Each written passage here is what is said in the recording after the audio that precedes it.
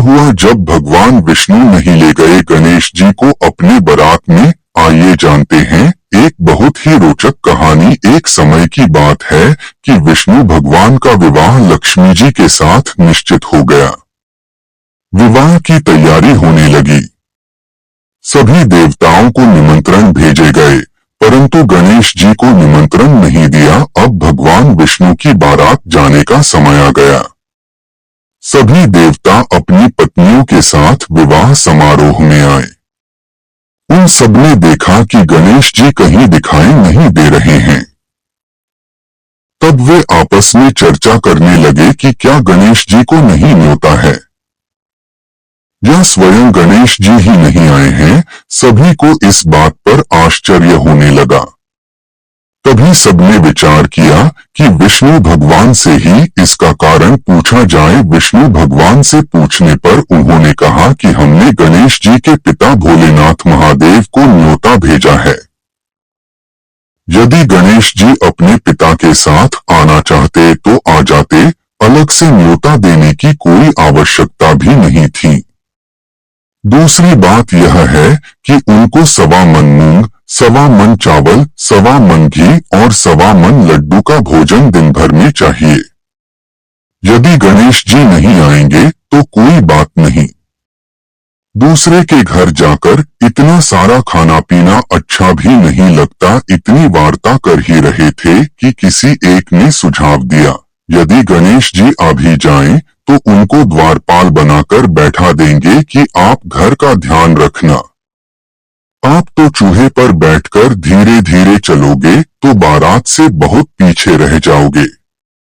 यह सुझाव भी सबको पसंद आ गया, तो विष्णु भगवान ने भी अपनी सहमति दे दी। होना क्या था कि इतने में गणेश जी वहां आ पहुंचे और उन्हें समझा बुझाकर घर की रखवाली करने बैठा दिया।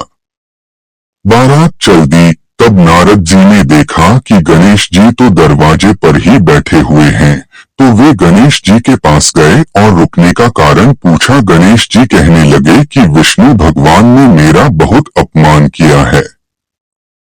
नारद जी ने कहा कि आप अपनी मूषक सेना को आगे भेज दें तो वह रास्ता खोद देगी, जिससे उनके वाहन धरती में धंस जाएंगे।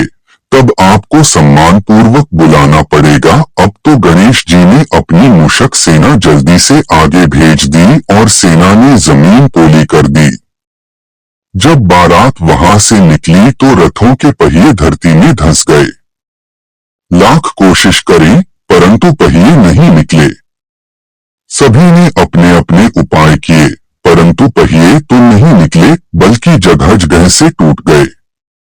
किसी की समझ में नहीं आ रहा था कि अब क्या किया जाए। तब तो नारद जी ने कहा, आप लोगों ने गणेश जी का अपमान करके अच्छा नहीं किया। यदि उन्हें मनाकर लाया जाए तो आपका कार्य सिद्ध हो सकता है और यह संकट टल सकता है। शंकर भगवान ने अपने दूत नंदी को भेजा और वे गणेश जी को लेकर आए। गणेश जी का आदर सम्मान के साथ पूजन किया। तब कहीं रथ के पहिए निकले। अब रथ के पहिए निकल को गए, परंतु वे टूट फूट गए तो उन्हें सुधारे कौन? पास के खेत में खाती काम कर रहा था, उसे बुलाया गया। खाती अपना कार्य करने के पहले श्री गणेशाय नमः कहकर गणेश जी की वंदना मन ही मन करने लगा। देखते ही देखते खाती ने सभी पहियों को ठीक कर दिया।